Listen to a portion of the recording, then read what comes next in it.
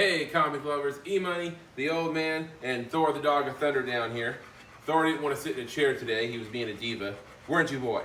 Weren't you, boy? Well, he barely fits in the thing anymore. Right. So, a little update on Thor. We had a really fun day at the park last week, didn't we? So, you guys may know that, we work on Thor's socialization as best we can without, putting other dogs in danger, of course. So, we were coming to the fenced-in dog area of the park, and usually, when I take him there, Thor and I, we get in there, we run around a little bit, play fetch. But when we came to the fence area, there were like probably 6 dogs and their owners in there. I think they were there for a photo op, and they were all like, probably around Thor's size. So, don't want to push that. So I said to him, well, it looks like we're not going to be able to run around today, boy. But as we were walking past the fence area, a lot of the dogs came up to the fence to get a look at Thor. I saw, excitement and curiosity in Thor, not aggression. So that alone I would have taken as a win for the day. But Thor had one more surprise in store for me. Later on on the trail, we were hiking and we see this couple and their pitty walking up in the opposite direction. I would have been nervous. Yeah, it made me nervous too. So the trail is really narrow and I can't really get much off to the side, so I get as far to the edge as possible and then I wrap Thor in a big bear hug, making sure he doesn't try anything. And the couple and the pitty walk by. Thor's just curious. He's just looking at him. He's not growling or anything. So, just when I'm about to say good boy, the pitty turns back around, sniffs Thor's butt. Nothing. No growling, no wriggling to get free. He says, oh, okay, hi to you too. I was so proud of you, boy. I was so proud of you. Yes, sir, whoops. Yes, sir, whoops. So, that's progress. All right, so, as for today, we haven't really tackled the subject on back issues in a while, but we're gonna take one on today. What are we going to tackle? We are going to talk about the rumors surrounding the future of the MCU, and we are going to try to separate fact from rumors. I'm down for that. I'd like to know myself. There's been a lot of speculation about Spider-Man Far From Home and the casting surrounding it. And a lot of people they've made assumptions about a lot of the casting for the movie based on other casting that has been confirmed. So we're going to try and separate fact from fiction here. All right? And also, we're going to be reviewing comic books from last week and giving you our previews for this week. So we have a fun-filled show today. All right, I could do this all day. This is Back Issues.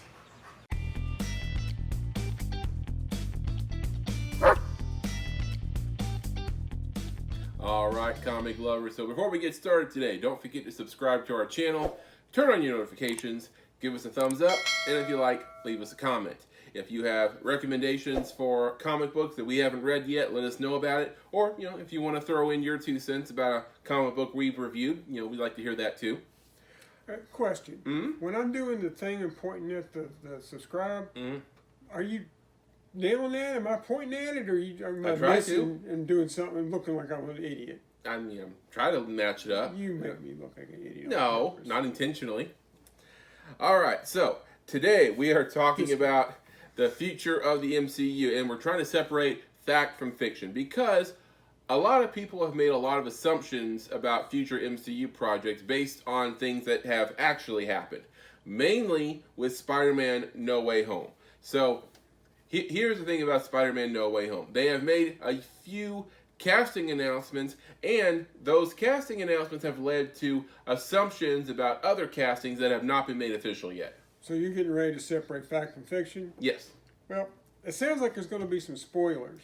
There's going to be some minor spoilers, and also I feel like I'm going to burst a few bubbles here because. All right. So if you don't want to know this stuff, you might want to mute and wait until you see us popping comic books up and then come back. Yeah. All right. So the official casting for Spider-Man No Way Home. Now we have our usual suspects: Tom Holland, Zendaya, Marissa Tomei. All those good people are coming back. A guy who plays Ned and a few other people. So the people that are going to be a bit of a surprise, like one, we have J.K. Simmons, who will reprise his role as J. Jonah Jameson. Wait a minute.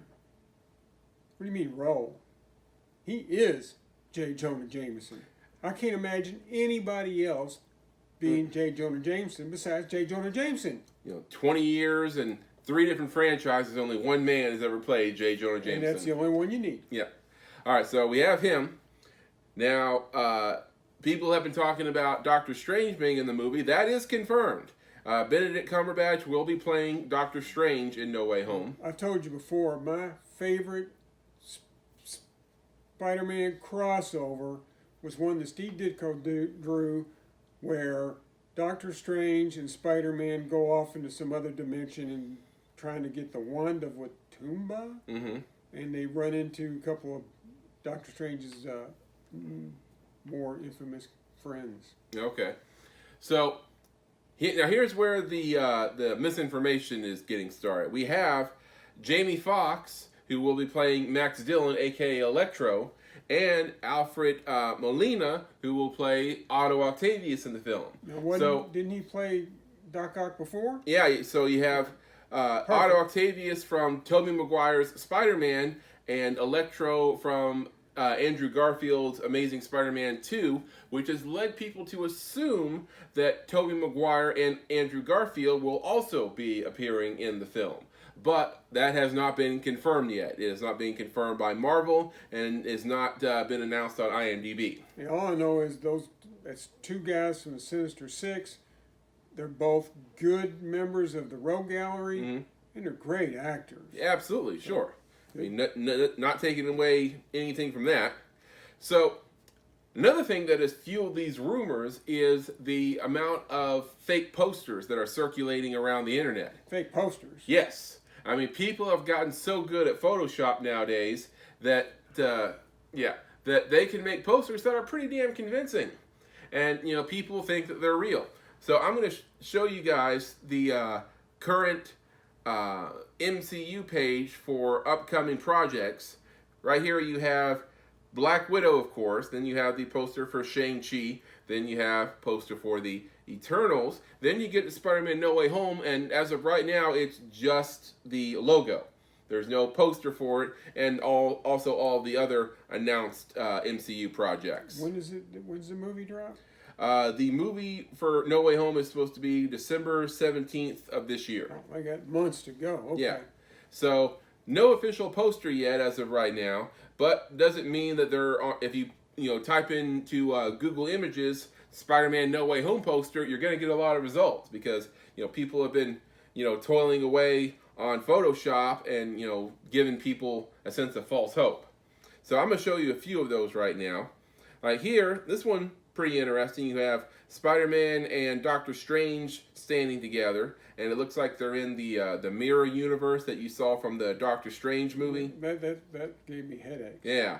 And you have 2 different Spider-Men in the background here. And then in the credits over here on the top right, you see Andrew Garfield and Tobey Maguire. So, that would be pretty misleading, obviously. Then this next one, pretty straightforward, just has the 3 Spider-Men standing together on a ledge. Like, again, it looks cool, but it's not official. Then this next one, this one's a little more subtle. You have Dr. Octavius standing with his tentacles, and he's holding the 3 different Spider-Man masks. So, implying there will be 3 Spider-Men, obviously. Now, this one is interesting because you have the 3 portals, 3 Doctor Strange portals opening up. You have our Tom Holland Spider-Man in the front here. Then you have this one with Spider-Man and Doctor Strange tentacles, implying it's Tobey Maguire's Spider-Man. Doc Ock's tentacles, not Doctor Strange's. I'm sorry, Doc Ock's tentacles. Then you have this one, Spider-Man plus this electricity coming from it, implying Electro. And then you have this one where you don't really see much of anything except it looks kind of futuristic in that portal, implying that maybe it's Spider-Man 2099. Again, not official, but what happened was a movie theater somewhere actually printed off this poster and put it up on their wall outside the theater to promote the film. And the artist who actually made this poster called them out on it. Well, do you know what's wrong with that? You're messing with Disney. Oh, that too, yeah. Disney don't play with that kind of stuff. Ooh, man, they could be in big trouble. Yeah, so, and I think there was another poster that I don't have here that another movie theater printed off to promote the film, because I guess they just become so impatient for a new poster that, they're, taking matters into their own hands. Well, aren't they supposed to only put up what the studios send them? You would think so, yeah. So I got to figure, the theaters that put them up was a privately owned theater, and they just said, "Hey, let's to be privately owned. Let's fly by the seat of our pants here." Now it might be Disney owned. Yeah. So there are the misleading posters. So again, as of right now, no official poster for No Way Home. So another rumors that have been circulating, Tobey Maguire has not been confirmed for the movie just yet, but a lot of people think he is seemingly confirmed, and this is why. The voice actor who has worked with Tobey Maguire on a lot of projects, he is the dub actor. So whenever a film is dubbed into Spanish, he has worked with Tobey Maguire on several of his projects, such as the original Spider-Man films and The Great Gatsby. So that Spanish dub actor has been linked to Spider-Man No Way Home, which is leading people to believe that Tobey Maguire is also attached to the film. That's a big push. I mean, maybe the producers of this movie, No Way Home, have seen this guy's work and they want him to do the Spanish for this movie. It could be. That's a stretch. Yeah. So another guy who has been rumored to be a part of the film, this guy right here, Daredevil, Charlie Cox from the Daredevil Netflix series. Well, he hasn't been confirmed. He hasn't been official yet because he's not on IMDb. But people are saying that he has been spotted on set for No Way Home. And an insider says that he will be in the film, but only as Matt Murdock. Well, I mean, half the time in the TV show he wasn't in any kind of a costume. Mm-hmm. But let's face it, it makes sense because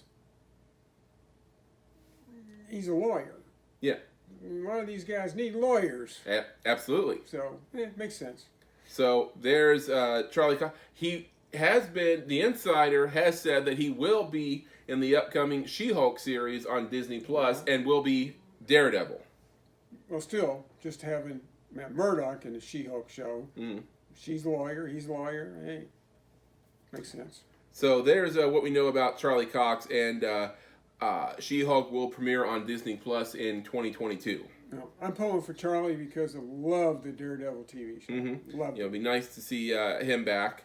So that does it for No Way Home. Now, another rumor that people are really curious about the future of the MCU is what about old Deadpool?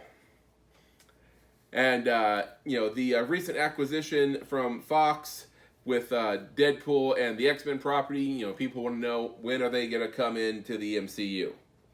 Well, Kevin Feige, the head of Marvel Studios, he's a pretty smart guy.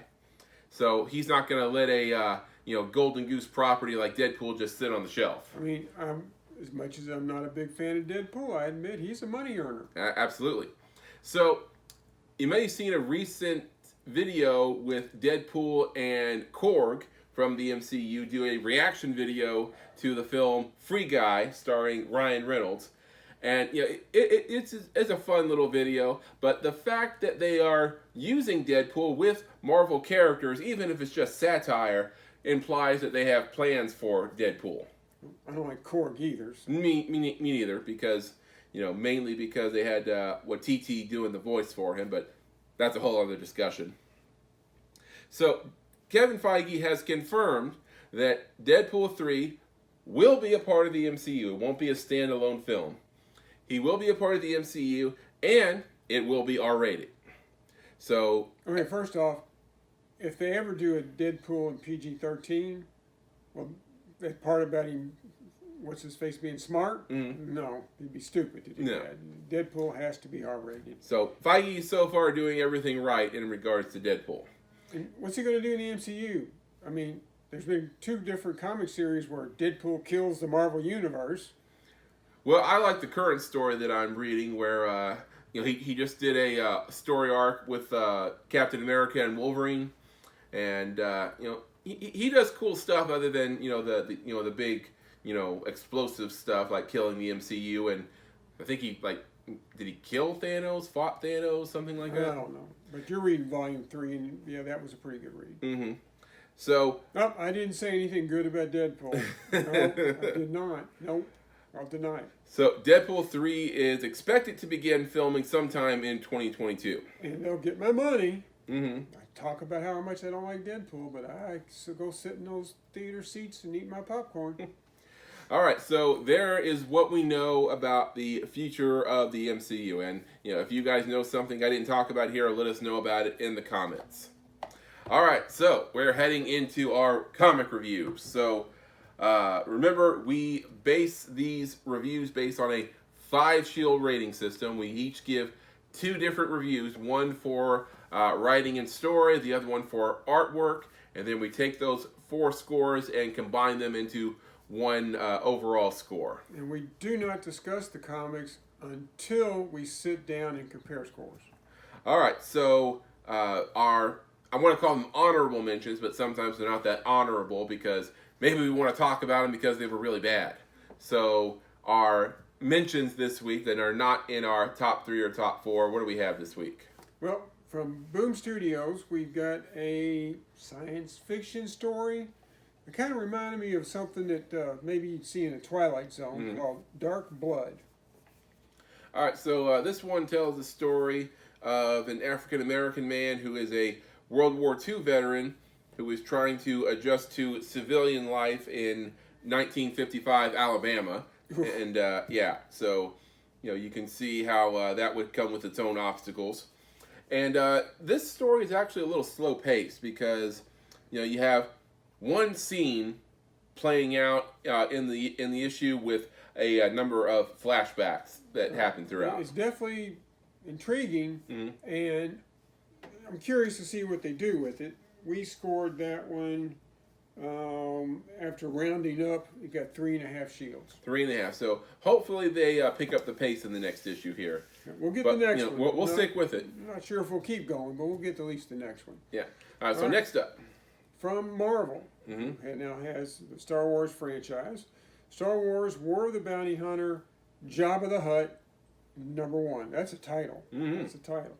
We've been reading the main War of the Bounty Hunter series, so we picked this one up. All right, so Jabba the Hutt tells a story of when Han is frozen in carbonite, and there's a sort of a battle to obtain him, and obviously it involves Boba Fett and Jabba the Hutt and a number of other people. In the movies, it looked like Boba just took him and delivered him. Went from Bespin to Tatooine, and in this storyline, he had to make a few side trips because it wasn't that easy. Now, I found it interesting in this because I think there's a first appearance of a character named, and I'm probably pronouncing it wrong, Diva Lompot. Lompop. She's very interesting. I like that character, and I hope it is the first appearance. Yep. So the artwork, pretty solid. The action, really good as well. So that's why I ended up with 3.5. 3.5. 3.5 shields out of 5. And it's part of the larger War of the Bounty Hunter story. Right. All right, next up, we've been liking this book since it first came out from Image Comics, Shadecraft #5. All right, so this is the conclusion of this specific story. And you see a mother-daughter team up as they infiltrate the enemy base. And one thing I really liked about this story was there was a really badass moment from Mom towards the end here. And we see this play out, and artwork is it's good. Nothing wrong with it. We both scored the artwork with 3. Okay. but it's very story driven. This one. We both gave the story 4. Yeah, so ended up with 3.5. Mm-hmm. All right, now this next one, I may have had too high expectations because I've really been looking forward to this book from Marvel, Moon Knight #1. Now, even though I'm a big fan of Moon Knight, I probably haven't read the last couple series, of which there have been a plethora. There's all kinds of #1s out there in story arcs for Moon Knight. Now, basically, Moon Knight is a character who he's a little weird. He's got 3 personalities, which would be, let's see, I wrote them down because I never remember their names. You've got Mark Spector, who's a mercenary. You have Stephen Grant, who's rich. That's where the money comes from. And Jake Lockley, who's a cab driver, inner city cab driver. I didn't read the series where they introduced Mr. Knight, which is basically Moon Knight with the mask, but wearing a suit and tie. Real corporate-looking guy. So this is my first exposure to him, and I'm not really crazy about that character. We did get to see Moon Knight, but we didn't see the 3 personalities that I'm used to seeing, which maybe that's part of my disappointment. Wasn't a fan of the art. Some of the other series, there's been some really good artist work on Moon Knight, and I guess I was hoping the cover's great. I was hoping I'd see some interior artwork along the same vein, but no. I think we both gave, Moon Knight 3 shields. You liked the actual storyline better than I did, but I think that's because I was disappointed. Okay. I mean, usually I'm not one for long, drawn-out dialogue in a comic issue. This one, they're actually kind of interesting. The conversations he has with his shrink, I mean, those are pretty interesting conversations. So didn't mind that so much. Like I said, artwork was serviceable. So it ended up with 3.5. Yes. 3.5. All right, so there you have it for our mentions this week. Now we move on to our top 3. All right. Our top 3. We have another Marvel book. Marvel got this franchise relatively recently. Alien #5. All right, so this story is pretty typical Alien fashion, where you have a group who is on a base. They're on a base, on a space station base, and they're trying to escape from the aliens who are wreaking havoc on the ship. And one of them has been infected with a face hugger, and also, in pretty typical Alien fashion, there is a traitor in their midst. So your first thought would be, since there is a Bishop android in the story, that Bishop again. Yeah. No. Not Bishop. So I mean, if you're looking for anything groundbreaking, I'm not sure you're gonna find it here. But if you're looking for solid story, if you're looking for a good old fashioned Alien story, this is the story for you. So ended up with 4 shields out of 5 after rounding up. After being rounded up. As usual, there's always a tie somewhere when we do this. The first and second place tied with 4 shields, no rounding up. Well, this time we just flipped the coin. Oh, okay. Keeping it simple. And of course, he won. You act like you're surprised. You were there when we flipped the coin. Yeah, sure I was. Yeah. So anyway, he won. And this is one of the few times where I think I would have flip-flopped it for what he did. But he decided that number 2 was the Thor Annual. And this is it's a one-shot. Mm-hmm. It's part of the, what is that, the Infinite Destinies. Part of the Infinite Destiny storyline, which I'm guessing, just like in previous years, most of the annuals are probably part of that storyline. But it is a standalone story. We get to see Thor, the new Lord of Asgard. We get to see him presented with what his life could have been if he had made a couple of different choices along the way. Mm-hmm. I thought that was fascinating. I mean, yeah, it wouldn't have been a good thing. But he actually gets to face himself if he had made some different decisions. Right. So, that part's pretty interesting. Also, I appreciated the motley crew of supporting characters in this issue. You get to see a hero from Midgard. Yep.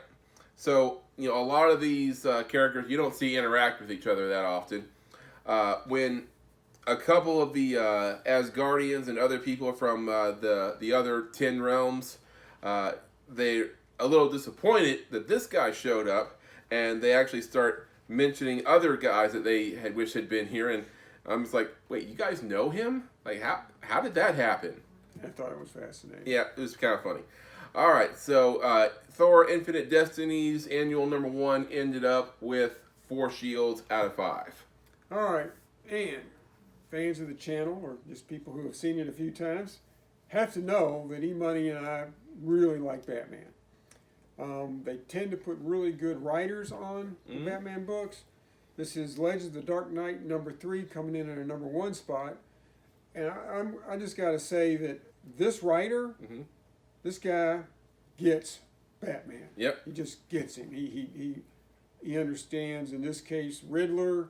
He understands Joker, their relationship between each other. Solid Batman writing. So, in the previous issue, we saw the first appearance of a new character, a young lady by the name of Quiz, who is I think she started out as an admirer of the Riddler, and now has become his partner. Now, when I first saw this, I thought it was a father-daughter relationship. Yeah, I mean, they draw the kid, the young woman. They draw her very small. Short, yeah. She looks like she's like 12. But apparently, she's not. yeah. So apparently it's a romantic relationship. And later in the story, you see Batman go after another classic villain. And what I appreciated about it was, he's already been pushed to the limit even before this night. And we see, Bruce, reach, sort of his physical breaking point. Yeah, he hits the wall. So, I guess you see that happen, more often than you might think. Well, he's just a guy. I mean, he's got no superpowers. He's just a human being. Yep. So I appreciate them exploring that. So this one, #1 this week, 4 shields out of 5. Yeah. Good book. Yeah. If you haven't been picking up Legends of this guy, you should. Good stuff. All right, so there's our top 3 now. On to our previews for next week. What do we have going on? Whew. Now, as far as number of books, it's not a stretch. It looks like we're looking at 16 comics next week, or this week.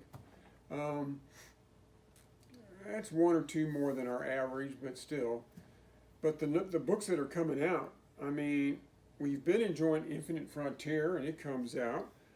I like Teen Titans Academy probably more than you do. That's going to be out this week. We both like Berserker. Okay.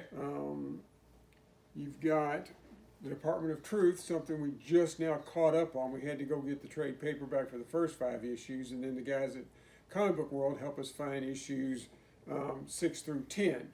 And now 11 comes out this week. You like the Old Guard.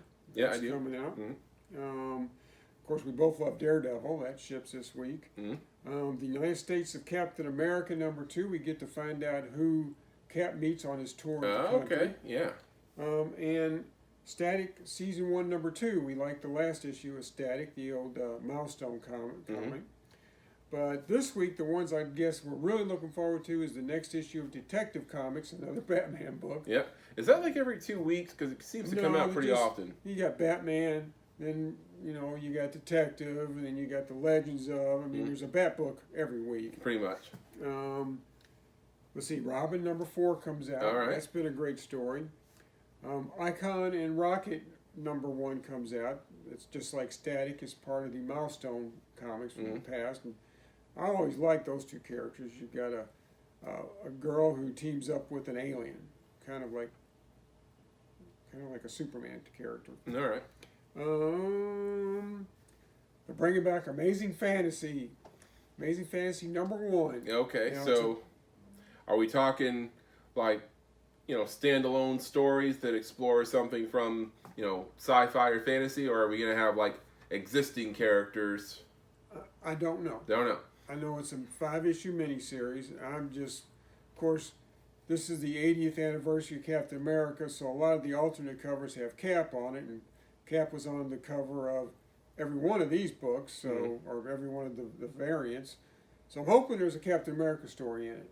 I like seeing Captain America holding a shield, holding a sword. No, okay. That's just badass. But at any rate, looking forward to that, and right up your alley, Shadow Man. All right. With your voodoo story that you seem to really like. I mean, I've said, I'm a big fan of the Dresden Files series, and Shadow Man reminds me a lot of that kind of world universe with magic and stuff. So, yeah, I've been enjoying it. So that's what's coming out next week, or this week, that we are looking forward to. All right, so head out to your local comic book shop, pick up some issues of last week or stuff we mentioned this week, and like I said, don't forget to mention some comic books you've been enjoying that we haven't mentioned here in the comments section. All right, so I have we've been talking about the future of the MCU, so I have a future MCU Stump the Old Man question today. So let's head back out into the garage with Thor. All right, back out here in the garage with Thor, and we're talking about the future of the MCU, so I have a related question for Stump the Old Man today. You're so excited, aren't you? I just can't stand the suspense. All right, so this one, fairly simple. In honor of the upcoming film this year, The Eternals, I'm asking the old man, name 2 members of the Eternals. If you'd have said more than 2, I think I'd be screwed. Oh. I do remember that a lot of the Eternals names have to do with some of the gods, the Greek gods, the Roman gods, I don't know, just a bunch of gods. But I do remember from the comic book that one of them is Icarus or Icarus or something like that. And the little guy, it seems like it was Sprite or Pixie. I'll go with Sprite. Sprite is correct, so that's 2. And also, if I remember correctly, Got it. Yep, there's also a member named Pixie. Oh, So- okay. I got 3 then. Yep.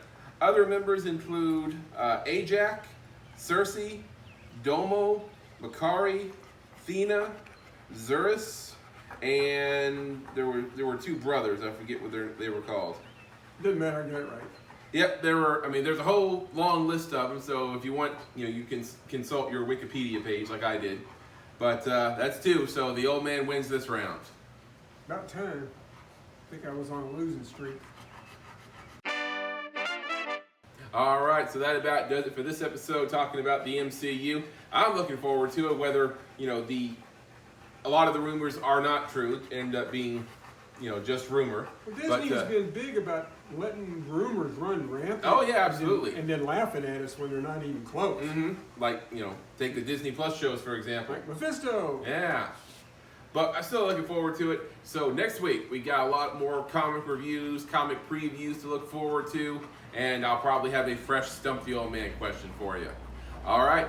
Hope you guys enjoyed. We'll see you next time. Excelsior. True believers, I've told you this before, but it's hot out there. Don't leave your dog in a car. If you're going somewhere where you're going to have to leave him, don't take him. Same with your kids. Come on, it's too hot to leave anybody in a car. Even if you crack the windows, it's too hot.